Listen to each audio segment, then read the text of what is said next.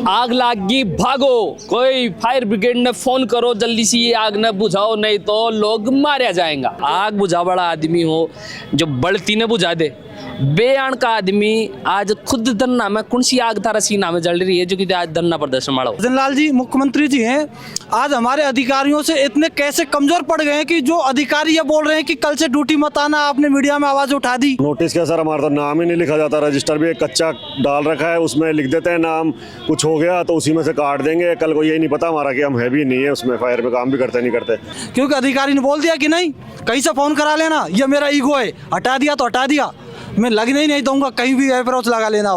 इसलिए जरूरी है एक ऐसा माहौल जहां वो बेझिझक सीखे, खुलकर आगे बढ़े और अपने सपनों को पहचान सके। Dunlod girls school, a campus design only for girls. Education, confidence और सेफ्टी का perfect balance. Dunlod girls school, because empowered girls build a strong future.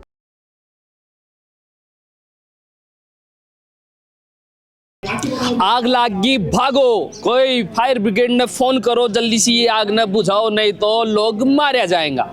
यह बात बोलती ही बहुत चौकी लागे और फायर ब्रिगेड ने बुला भी लिया। हाँ, भीषण सु भीषण आग, सड़का में ट्रका में आग, बिल्डिंगा में आग, और जी बिल्डिंग ने देकर छींक आ जाए बी का अंदर जार भी आग बुझा बड़ा आदमी ने के संसाधन मिल रहा है, गौर कर वाली बात है।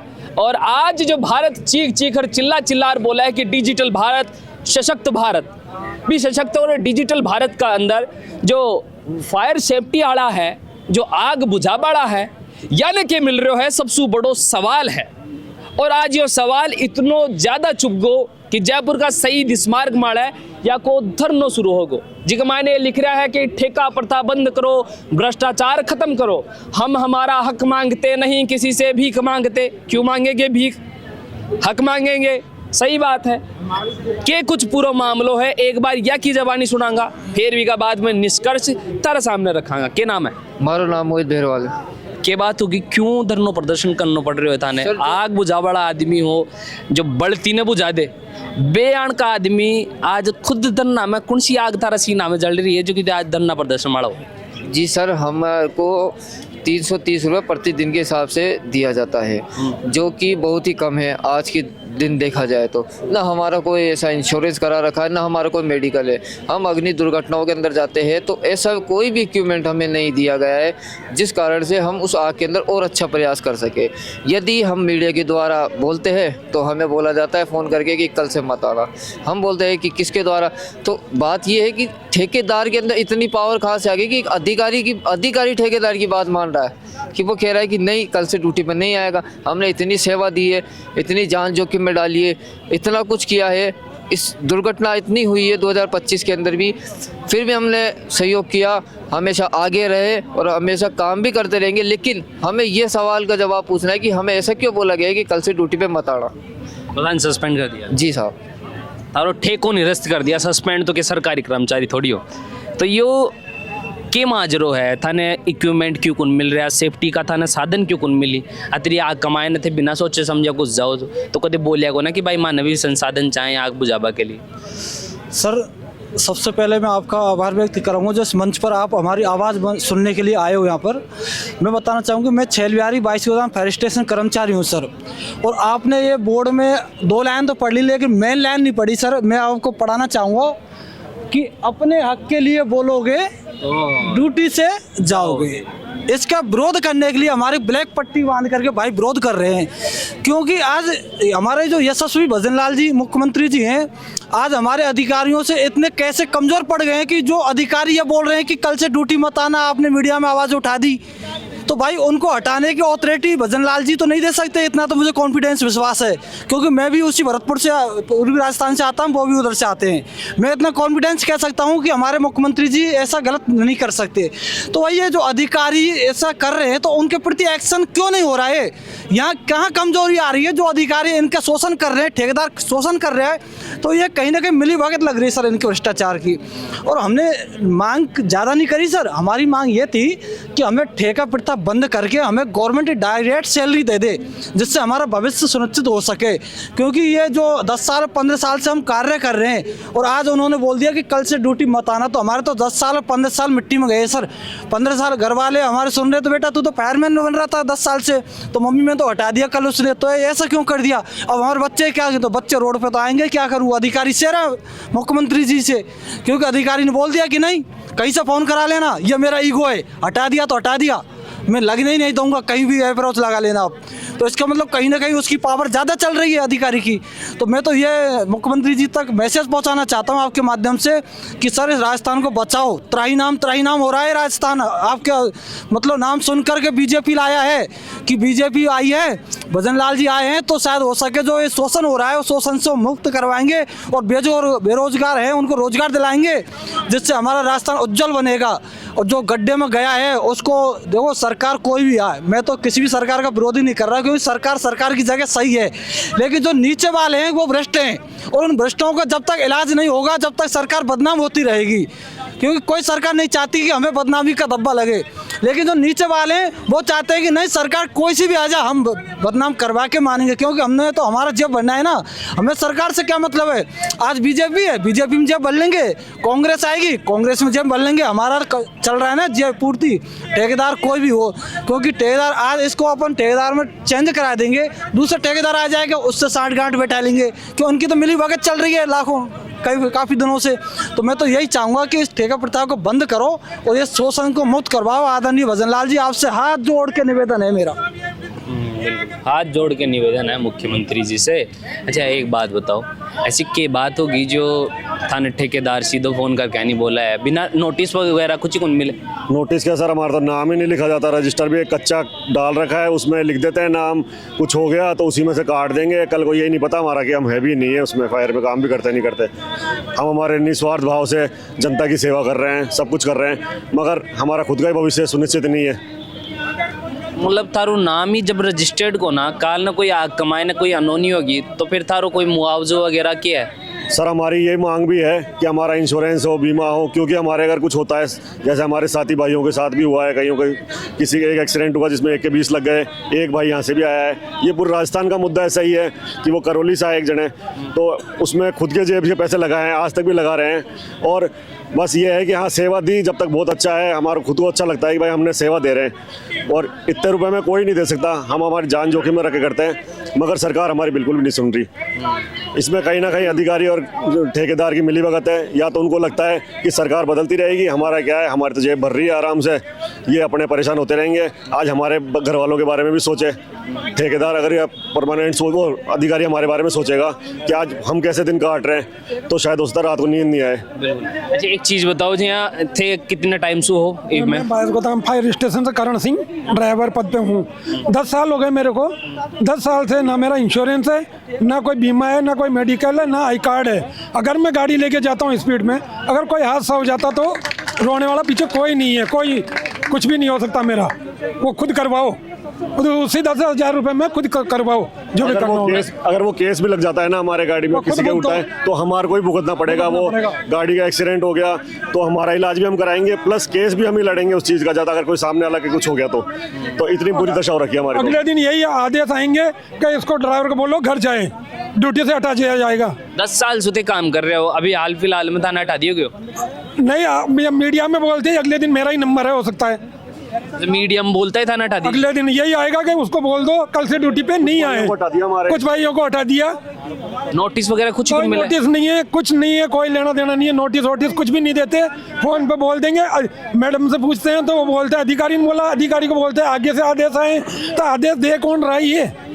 और ऐसा क्या है कि 10 साल से एक ही अधिकारी सीट पे बैठा हुआ है और एक ही ठेकेदार को ठेका मिलता है। 10 नोटिस की बातें कर रहे हो, हमारे आई कार्ड नहीं है, हम किसी को बताएं कि हम फायर में करते हैं तो क्या दिखाए, कभी हमारे को पकड़ लेगा, या फिर मान लो हम जा रहे हैं कहीं पे रात बेरात निकलते हैं, फायर कॉल रहते हैं, टाइम का कोई पता नहीं था उसमें कितने बज जाएंगे, हम घर जा रहे हैं, हमारे को कोई रोक रहा है कि तुम कहाँ से आ रहे हो, तो हमारे पास आई कार्ड भी नहीं है उनको दिखाने के लिए कि हम है ना फला डिपार्टमेंट में है और हम ये काम करके वापस आए। 10 सालों से एक ही ठेकेदार, एक ही अधिकारी 10 साल से सीट पे बैठे हुए हैं, क्या ट्रांसफर नहीं होता उनका? ऐसा क्यों सर, बताएं। ठेका फायरमैन को इंसाफ चाहिए, जी कौन सो इंसाफ मांग रहे हो और कौन सो मांग रहे हो? हमारी 3 मांगे हैं सरकार से, और सरकार से वाजिब मांगे हैं हमारी, और नाजायज मांगे नहीं हैं। हम 2014 से 2026 आ गई, 14 साल से हम जो है सरकार की सेवा कर रहे हैं, पब्लिक की सेवा कर रहे हैं सरकार के सानिध्य में। वेतन के नाम पे हमको इतना दिया जाता है जैसे ऊँट के मुंह में जीरा। 5-6 हज़ार रुपये महीने दिए जाते हैं, जो भी टाइम पर नहीं दिए जाते हैं। 6-6 महीने 8-8 महीने में दिए जाते हैं। दूसरी बात यह है, आज हमारे पास ना कोई आई कार्ड है, ना हमारा मेडिकल है, ना हमारा इंश्योरेंस है। तो ये 3-4 जो मांगे हैं, मेडिकल, आई कार्ड और ये बीमा, ये तो हमारा होना ही होना चाहिए।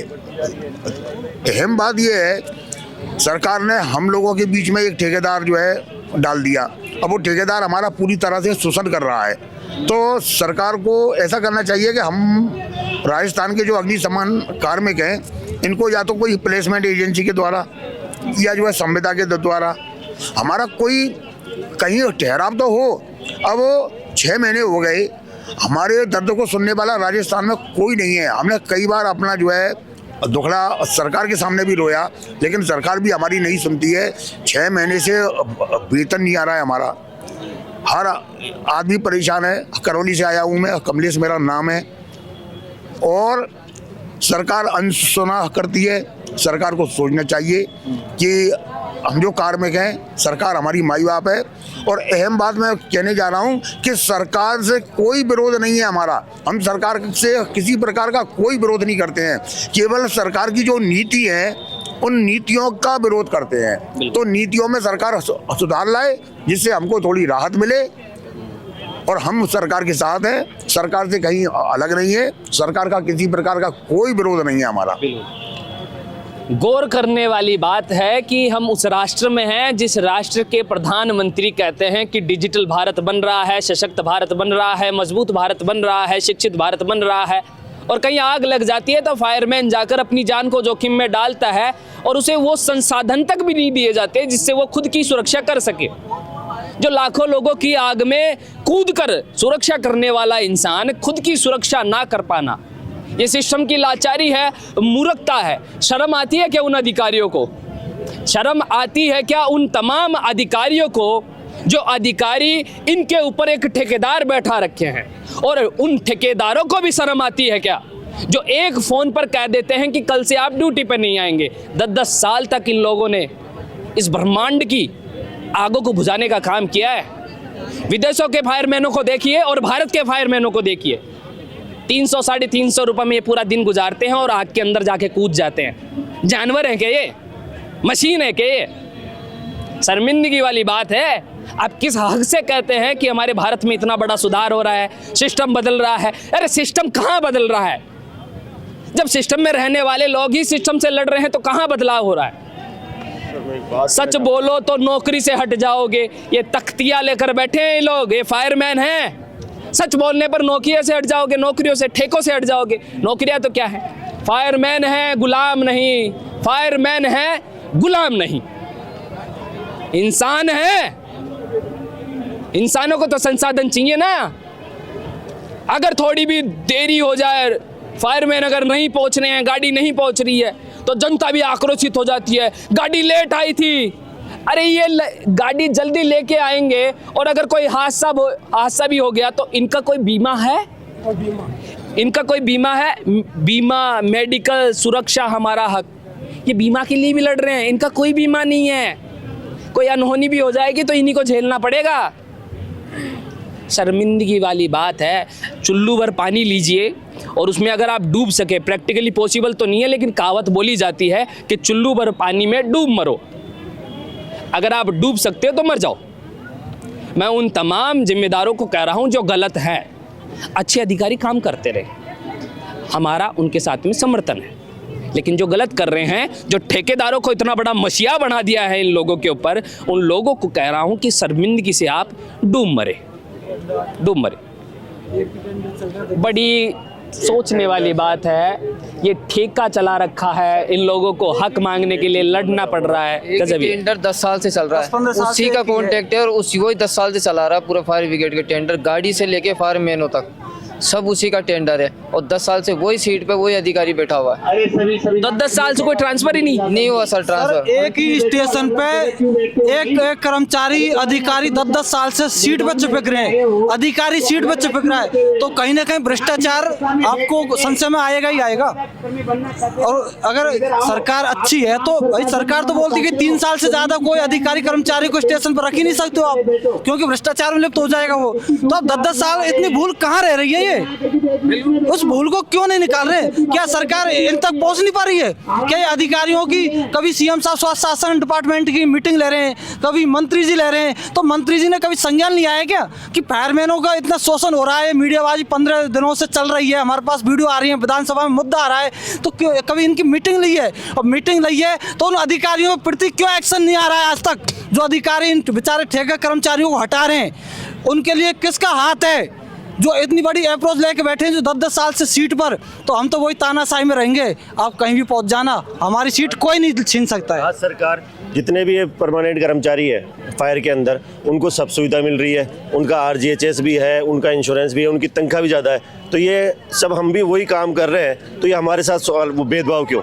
जब आग पे हम गए अपने कौन सा हुआ था युद्ध विराम में हम गए, ऑपरेशन सिंदूर के अंदर हम गए, तो अभी हम वो ID कार्ड नहीं है उसके बाद भी हमारे, तो अगर हमारे साथ में वहाँ पे भी अगर कुछ हो जाता तो उसकी जिम्मेदार कौन? सरकार की। ऑपरेशन सिंदूर में भी था। ऑपरेशन सिंदूर में भी और कहीं पे भी जैसे VIP मोमेंट होते हैं, कारगेट होते हैं, उनकी सुरक्षा में भी हम ही लोग जाते हैं, लेकिन हमारी सुरक्षा का क्या है सर? वो हमें परमानेंट कर्मचारी इतनी बदतमीजी से बोलते हैं, क्या 330 में क्या जग मरा रहे हो, क्या घर जाओ।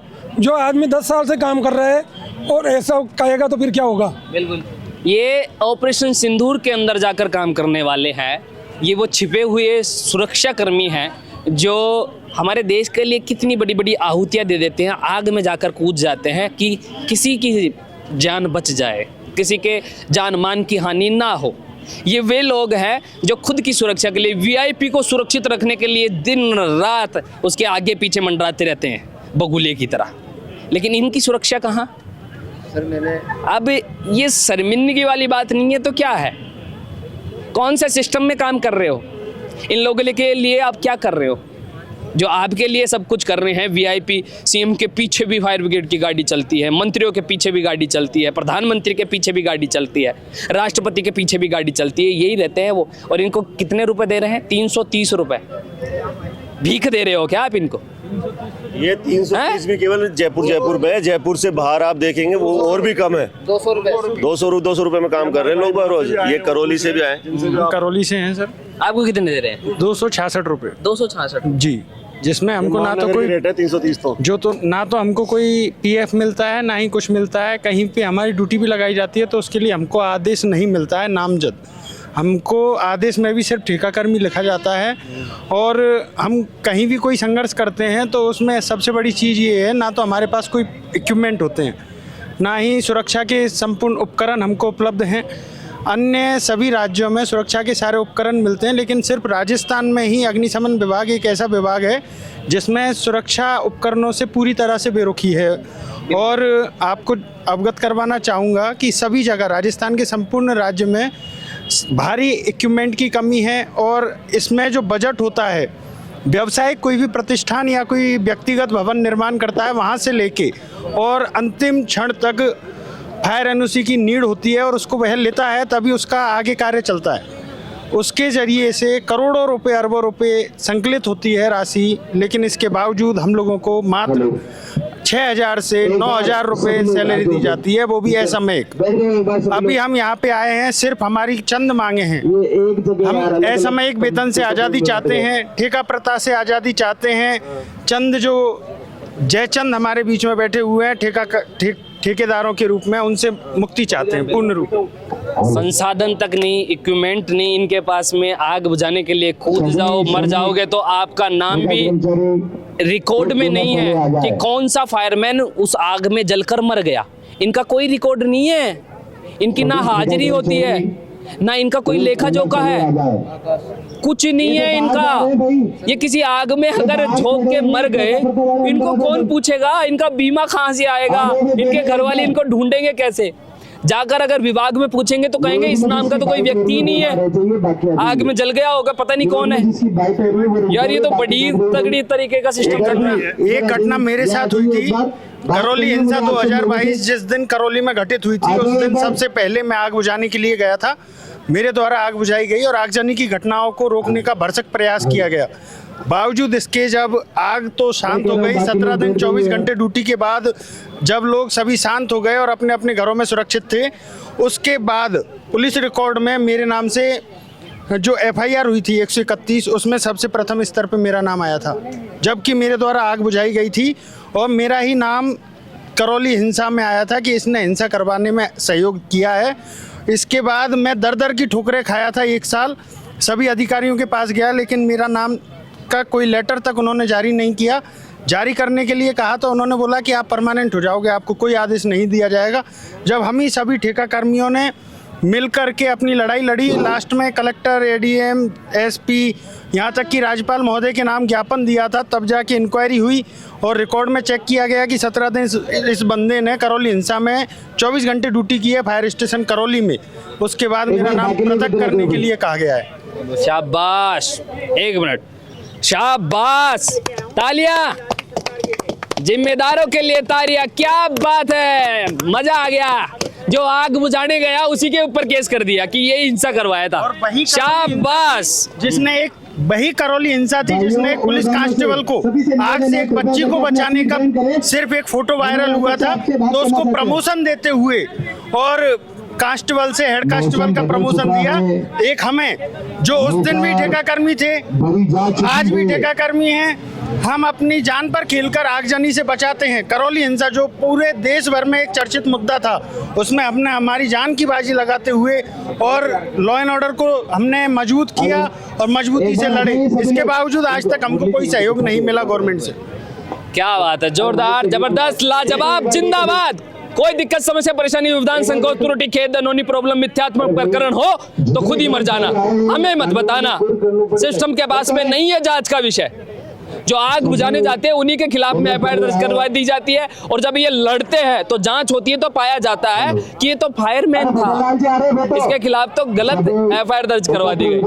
वाह, गजब है मेरे देश का सिस्टम, गजब है मेरे देश की सरकारें। क्या बात है, जोरदार, जबरदस्त। हाँ, एक हमारा भाई था साथ में जो फायर कॉल पे गया था। हाँ। वहाँ पे उसका रास्ते में एक्सीडेंट हो गया, जिसके कारण उसकी टांग टूट गई। वो अब तक 20 लाख रुपए लगा चुका है पैर के अंदर, वो भी खुद के पास से। सरकार की तरफ से कोई सुविधा नहीं है उसको। क्या बात है, जोरदार, बहुत बढ़िया, बहुत बढ़िया, बहुत बढ़िया। अच्छा देश चल रहा है, अच्छी सरकारें चल रही है, अच्छा सिस्टम चल रहा है। लड़ो इसके लिए भाई, लड़ो, तुम्हारे हाथ में और क्या है, लड़ सकते हो बस, कोई बात नहीं। हम सिर्फ बोल सकते हैं, आप तक पहुंचा सकते हैं। हाथ जोड़ ले भाई साहब, मान्यवर, आपके आगे हाथ जोड़ लेते हैं। अगर इनके देख लो, कोई करोड़पति तो है नहीं कि ये अंबानी अड्डानी के मिलने वाले रिश्तेदार हैं या फिर उनकी बहनों के फूफा के बच्चे हैं, तो भाई वो देख लो।